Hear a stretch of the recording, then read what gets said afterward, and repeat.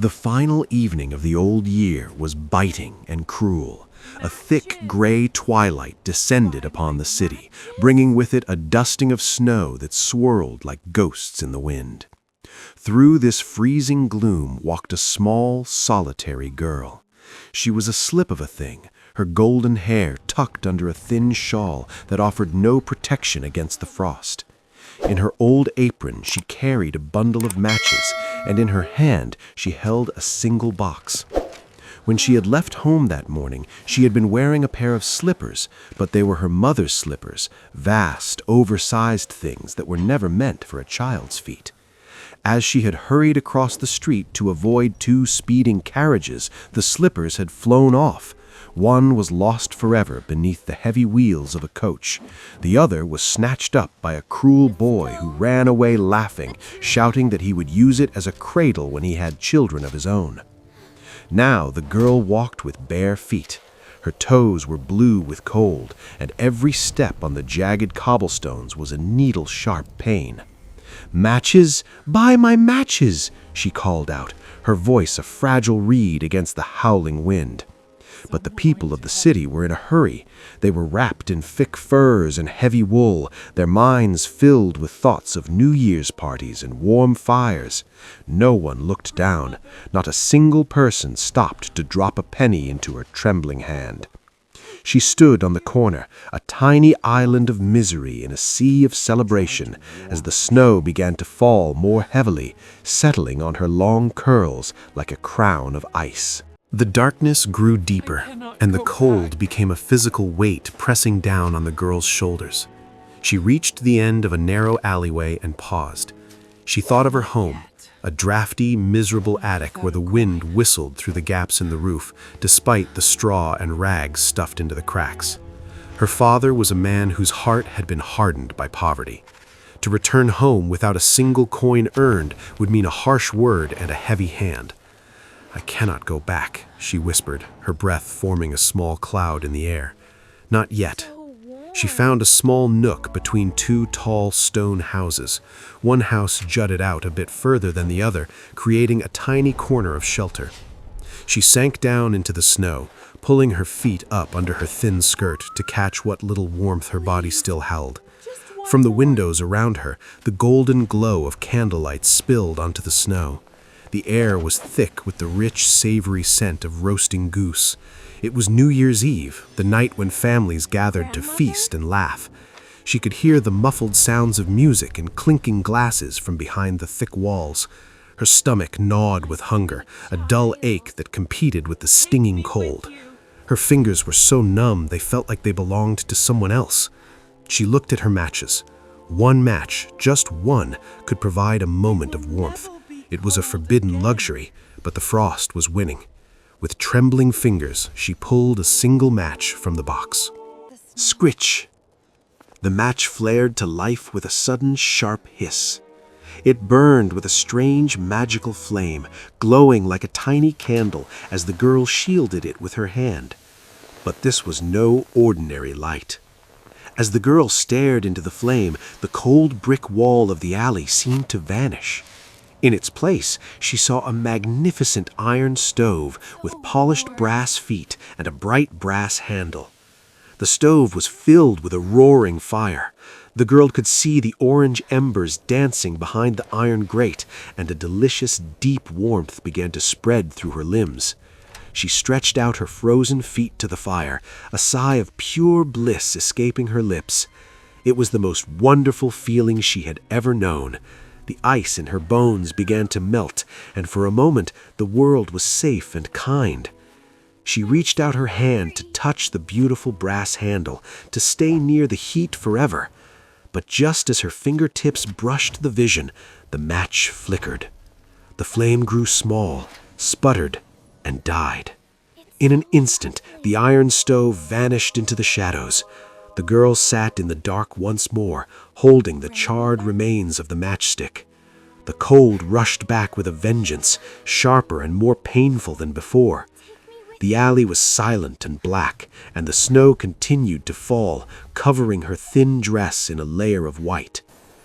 Desperate to find that warmth again, she struck a second match against the wall.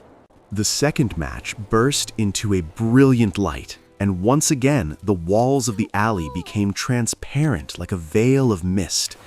This time, she found herself looking into a grand dining room. The table was draped in a cloth of the purest white linen, set with fine china that sparkled under the light of a crystal chandelier. In the center of the table, sitting on a silver platter, was a magnificent roasted goose.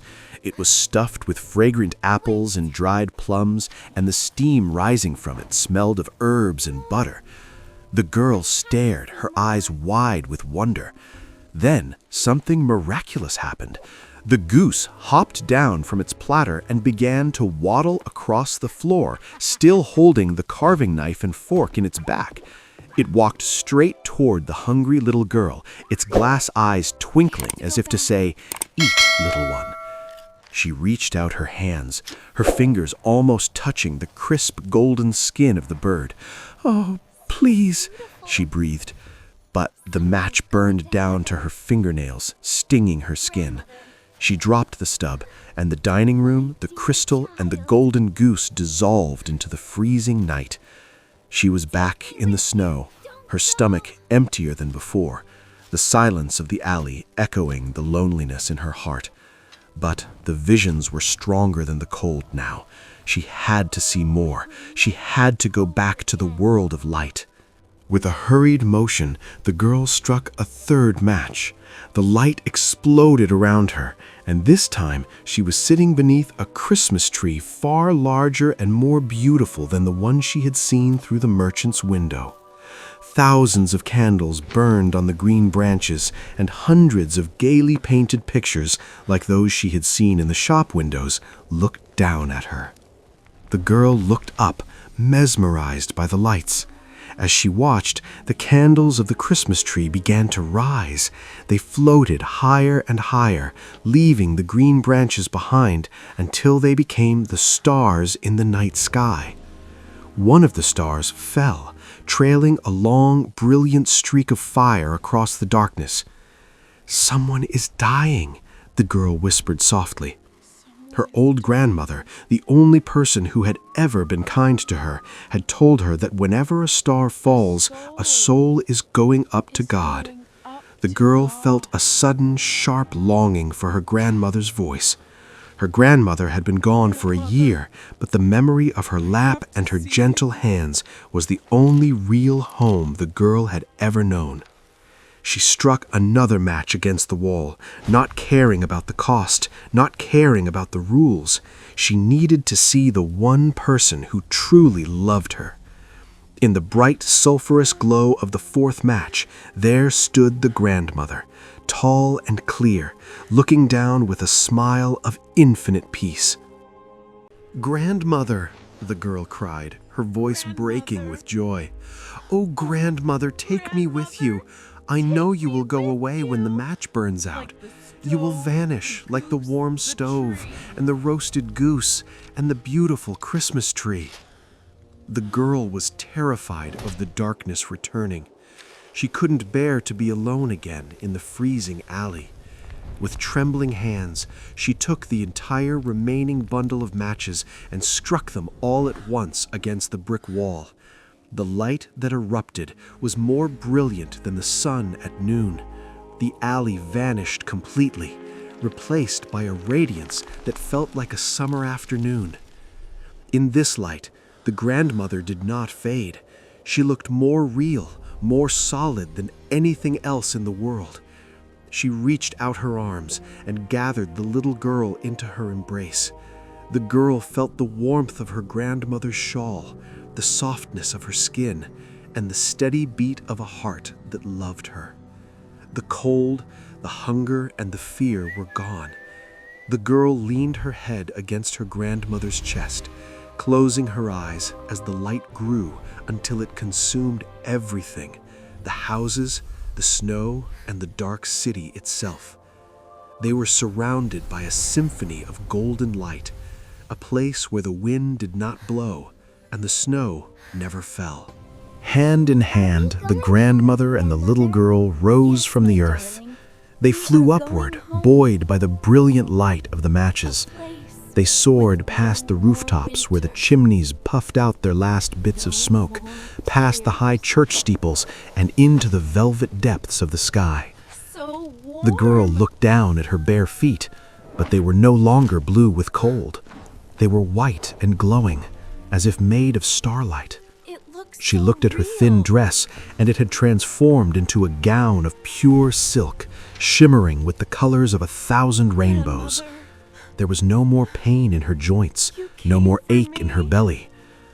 "Are we going home, grandmother?" Don't the go. girl asked. Take me with Her grandmother smiled, and her face was more beautiful than any flower. "Yes, my darling," she replied. "We are going to a place where there is no more winter, no more hunger, and no more tears." you. They flew higher, passing through the veil of clouds until they reached a great light that sat at the heart of the universe. It was a place of eternal morning. The girl felt a sense of belonging so profound that she realized she had never truly been home until this moment. They were going to God, and in His house, the little match girl would finally have all the warmth and all the love she had ever dreamed of. They vanished into the dawn, 2 streaks of light returning to the source of all joy. The sun rose on the first day of the new year, shining brightly over the white, snow-covered city. The people came out of their houses calling out "Happy New Year" to their neighbors, their faces red with health and excitement. But in the narrow nook between the 2 houses, the crowd eventually gathered and fell into a heavy silence. There, huddled against the wall, sat the little girl. Her golden hair was dusted with snow, and her cheeks were pale, but a beautiful, serene smile rested on her lips. She was dead, frozen on the last night of the old year. In her stiff hands, she held the burnt-out stubs of many matches. She was trying to warm herself, the people said, their voices filled with a sudden, useless pity. They looked at the charred wood and the bare feet, shaking their heads at the tragedy of it. "What a sad end for a child," a man remarked, adjusting his heavy coat. None of them could have imagined the wonderful things she had seen. They did not know of the iron stove, the golden goose, or the magnificent Christmas tree. They certainly could not see the glory in which she had entered with her grandmother into the joy of a new year that would never end. The world saw a tragedy, but the heavens saw a homecoming. As the bells of the city rang out to celebrate the new year, the little match girl was already dancing in a kingdom where the sun never sets and no child ever goes hungry again.